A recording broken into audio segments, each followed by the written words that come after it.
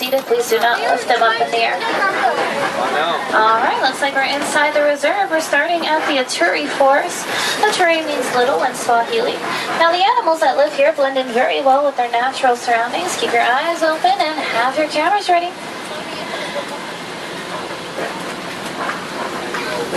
Take a look over on the right hand side, further more towards the back here. Let me see, there you go. You're going to see a larger animal back there, has stripes on its legs. That's the okapi. Now you may think they're a relative of the zebra because of those stripes, but they're actually a relative of the giraffe. And if you can see a smaller animal that's walking around by the okapi, that's a yellow-backed duiker.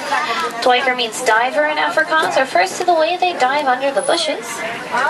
Here on the left hand side, gonna see some bongo. This is pretty cool. Bongos are considered the ghosts of the forest because they're very rarely seen. Looks like they're in an awesome place right now. Looks like there's one more bongo coming up here on our left as well as the right hand side. Awesome. Now here on our left hand side, gonna see a watering hole. It's usually a good place to see some of the larger animals like black rhinos. Now if you can't see any right away, it's probably because they're very endangered, fewer than 5,000 of them left across the entire continent of Africa. It's all due to poaching or illegal hunting. Quickly on the right, there's the bongo hiding behind the bushes. Now these animals here, the black rhinos, they are poached for their horns, which is made out of keratin, and that's essentially the same thing our fingernails are made out of. So just keep our eyes open here. Now if we do see one, promise we will not miss them. They're pretty big animals, can weigh up to 3,000 pounds.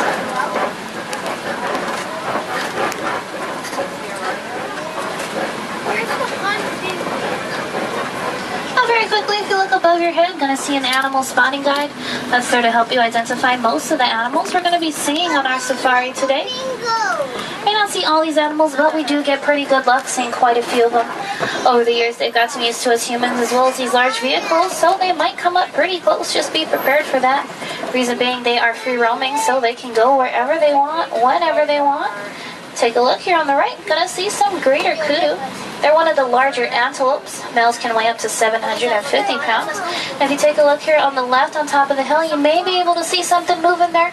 That's the black rhino. Hopefully, he'll walk back up this way. Maybe not.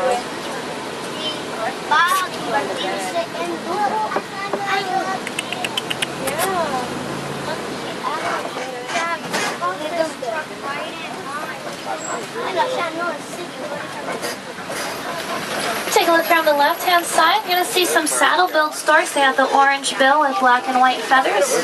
They are the tallest storks in Africa. Can get up to 5 feet tall and have a 9-foot wingspan. Right now we're going to be exiting the Aturi Forest. Going to be approaching the Sapi River. Now the Sapi River is home to some of the more well-known animals like hippos and Nile crocodiles. Coming up on the right-hand side, you're going to see a whole bunch of water. Keep your eyes open for any dark shapes or bubbles. I think we might be able to see a hippo here. Oh, awesome. Now I know there's a giant tree trunk blocking our view, so if you can't get a good view of it, don't worry. Now we do get better luck up ahead over on our left-hand side seeing hippos here. Like I said, don't worry. Now hippos, they are typically seen in the water. Keeps their body cool, prevents their body from overheating.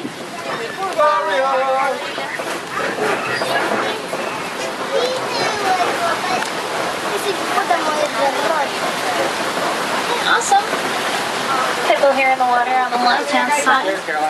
Now while they are completely submerged under the water, they can hold their breath for up to 8 minutes at a time. And they can swim, but they are most typically seen walking along the bottom of the river. Take a look at this island here. Gonna see some whitish gray pelicans. These are the pink-backed pelicans. They live in colonies and hunt together, collecting all their food on the shallow end of the river. Now these hippos, they can actually swim, most typically seen walking along the bottom of the river. There we go. Perfect example. Now they do tend to come out of the water. It's usually around evening time. That's when they like to eat. Probably that's why the other one back there was coming out of the water. And when they do, they can consume over 100 pounds of grass every day. They're pretty big animals, can weigh up to 5,000 pounds. Now looks like we're going to be crossing over a bridge here. Want to remind you all to please remain seated, especially since there's some Nile crocodiles here over on the left-hand side. Please remain seated. Nile crocodiles do have extremely powerful jaws. They are strong enough to crush the bones of their prey, and they can get anywhere from 18 to 20 feet long, quite more aggressive than the American alligator. Now usually when it's a bit hotter out, you might see them with their mouth wide open. That's how they keep themselves cool, by pushing out all the hot air in their body out through their mouth. They're cold-blooded, so they tend to get heated pretty quickly.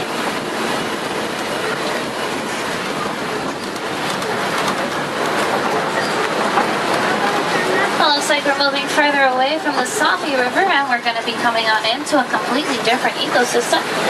Hoping we're going to see lots of animals that we haven't seen yet on our safari, as well as a few interesting things. Coming up here on our right-hand side, you're going to see a baobab tree. Looks like it's upside down. Baobab trees can remain leafless for up to 9 months out of the year. They also store water in their large trunks. It helps them to survive the drought seasons here in Africa.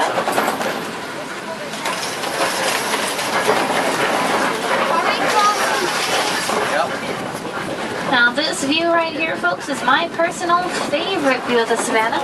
You can pretty much see the whole area from this view. It's very beautiful. Now the Serengeti grasslands you see here in the savannah can stretch to over hundreds of miles across East Africa. That serves as a superhighway for some of the migrating animals like zebras and wildebeest. Also home to some of the more famous animals like giraffes, elephants, and lions. All a part of the wild Africa that we're trying to conserve today.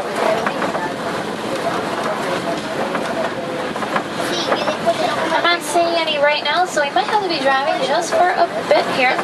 But if you do see any, please point them out to me, let me know. I know the grasses here are pretty tall. Sometimes I'm only able to see the very top of their horns, maybe the tip of their ear. So just keep your eyes open.